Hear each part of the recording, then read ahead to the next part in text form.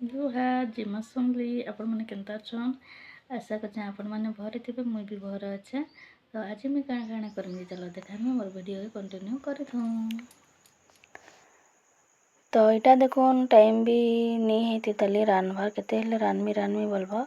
तो यहाँ मुई कि भावनी एत जल्दी रान्धमी क्या जेबेनी आउ यहाँ फुला लिया दुटा बाछुचे तापर बाछी बुझा सारनी तापर उल शाग दुटा थिला पर दिनटा आजटा भी नहीं कालीटा भी नहीं पर दिनटा। तो यहाँ गोटे गोटे शुक्ला टाइप हलदिया टाइप नहीं जीची तो यहाँ मुझे शाग टाइप जेनटा होता सेटाके बाछी बाछी कर मुई इटा काटी दौचे। और मत तो उल शाग भल लगे 2 दिन नानी गुटे मागी थी तो नानी गुटेटा मत देथिले। तो काली सोनी करे न इटा आज फेर रान्नी बा देखो इटा काटी कुटा देनी न आ पूरा कौली कौली काटी दीछे सीझा बाके भी नहीं पड़े डायरेक्ट रान्धमी न बैगन पातलटा टे बड़ी टिके भी पकईदेमी बोली भाभी छे।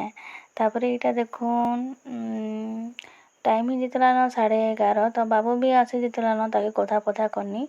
तापर यहाँ मुझे मुनगा दुटा बाछी दौचे देखुन।